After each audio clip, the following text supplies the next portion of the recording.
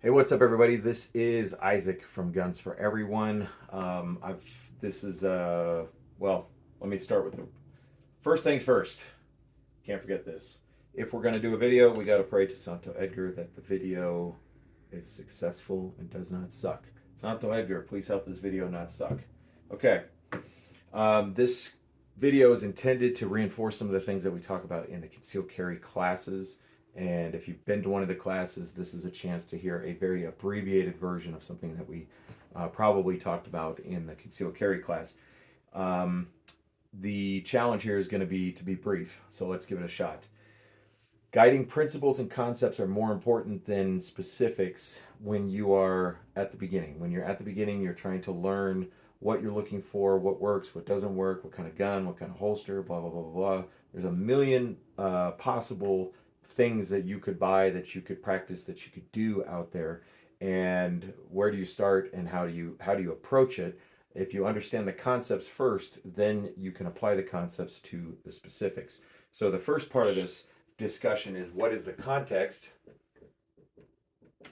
and the context is a dynamic critical incident.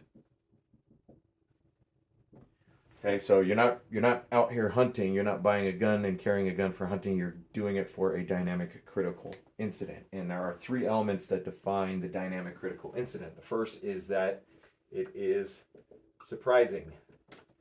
You didn't know it was going to happen. You, in general, can talk about planning for specific places. Like in general, I can have a home defense plan so that if I had to defend myself in my home, I would have thought this through a little bit, and I would have identified where I store the gun, where I store communication devices, if I have time, what the plan would be to withdraw to a barricaded position with my loved ones, etc. But even if I have a way to plan ahead for that, I still don't know when it's going to happen, where it's, or not where it's going to happen, who it's going to involve, what time of day, the specifics, all of that stuff. The classic one we talk about with this is like, if you knew that 7-Eleven was going to get robbed tomorrow night at 8 o'clock, how would you prepare for that? And the answer is not be there. If I knew I was going to have to defend myself, then it wouldn't be a surprising encounter. It would be an offensive type encounter. The second one is that it is chaotic, meaning in the moment, I don't know what's going to happen next. I don't know what the bad guy is going to do once I present my firearm. I don't know what the bad guy is going to do once I fire my gun. I don't know who's going to be present. I don't know what time of day it is going to be at. And not only that, I don't know what's going to happen. Well, let's take back the time of day. That's not really that important for the chaos. But in a dynamic environment, things can be chaotic. You don't know what's going to happen next in the encounter. And this is also going to be threatening, meaning that my body and brain are going to perceive a threat. If I wasn't perceiving a threat, then I wouldn't be defending myself. If I wasn't perceiving a deadly threat, or what I believe to be a deadly threat, then I wouldn't need deadly force to resist that threat. So, threatening. The key thing about threatening is that it does things to our bodies. When our body and our brain believe that we are in danger or there is a threat, the sympathetic nervous system tends to be engaged, and that includes reactions from the body that are not really within our control. Visual reactions, tactile reactions, our perception of time, our perception, our ability to hear or to not hear. Our senses and our bodies are affected by the nature of this type of encounter. Okay, so in this context, what are our guiding principles? First and foremost, we want anything that we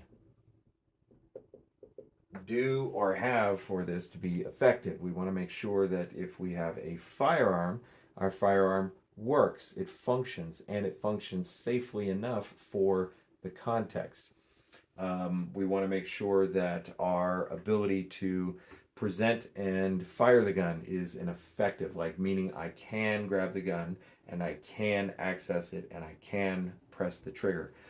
We don't want to just be effective, because we could say that a gun stored in a, in a vault, disassembled, if I had time to put it together and get it out of the vault, then it still would be effective. But that would take a lot of time. So we don't want to just be effective.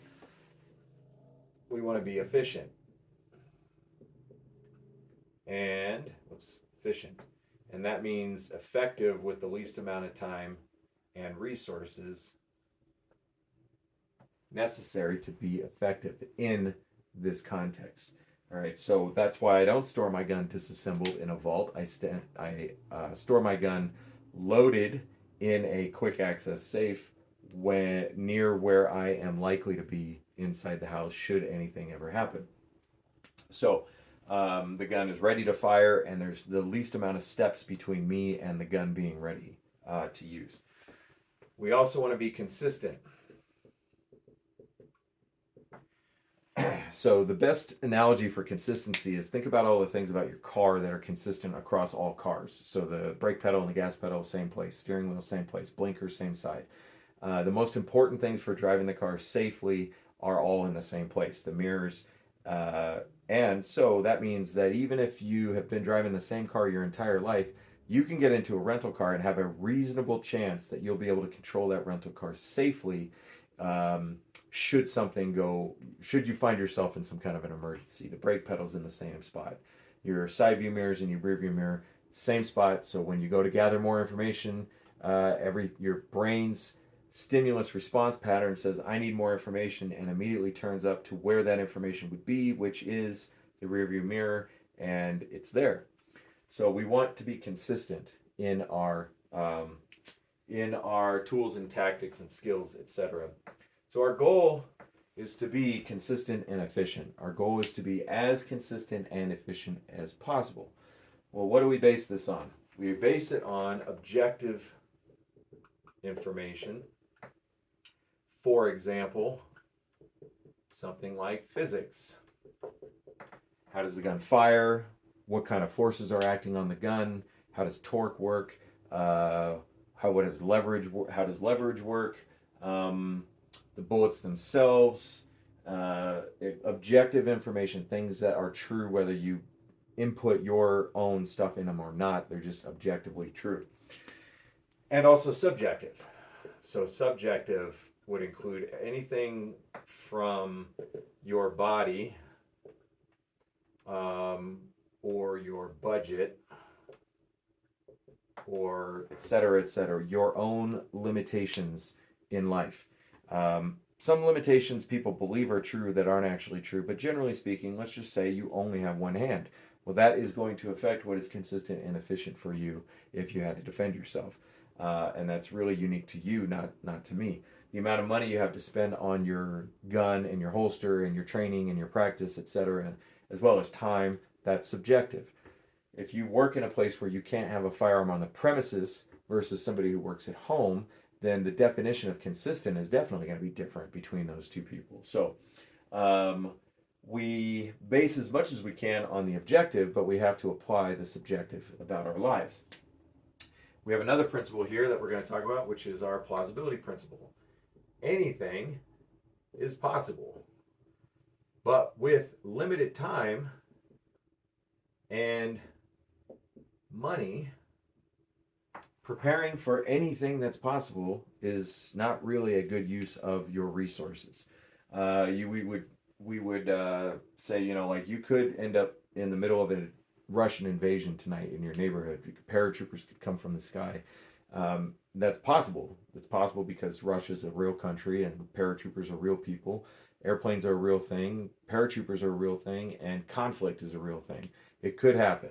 But if you spend your time and money preparing for that because you think you're planning for self-defense, you're really wasting that time or money because the chances are so low. So, first we focus on what is probable.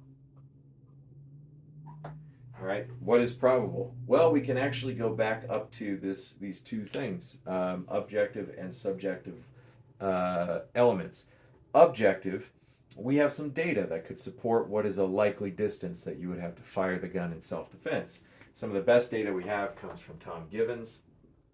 who's an instructor out of the Memphis, Tennessee area. His company's called Rangemaster. And Tom Gibbons has collected a lot of data on self-defense shootings, specifically self-defense shootings, these types of incidents. And part of his data shows that most self-defense shootings take place at 9 to 15 feet. So when it comes to training, and we look at the probability, and this is somewhere in the ballpark of about 86%, we look at that and we say, well, where should we spend most of our time and money when we're training for self-defense? We should spend most of it at 9 to 15 feet. And then we go and move on to things that are plausible.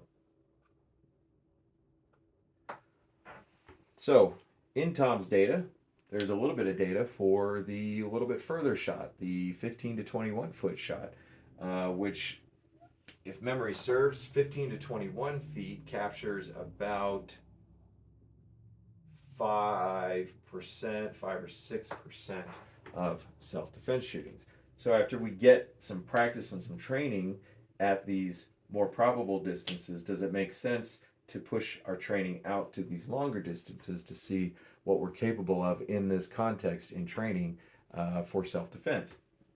Another example of this is most self-defense shootings, video evidence does support that most self-defense shootings, you'll have two hands available on the gun. But it is plausible you may only have one hand available, and so it would be worth your time and money to do a little bit of training with one-handed shooting. So the objective data supports this, but the subjective also influences this. So if you're talking about home defense, what kind of budget, what kind of home? Are you in an apartment? Are you in a house? Are you in a big piece of land? Are you in a dense urban area? Are you in a rural area? And that can change and influence how these things work. All right, so, but if we take these two principles and we apply the best information that we have, because nobody has all the information, that's impossible.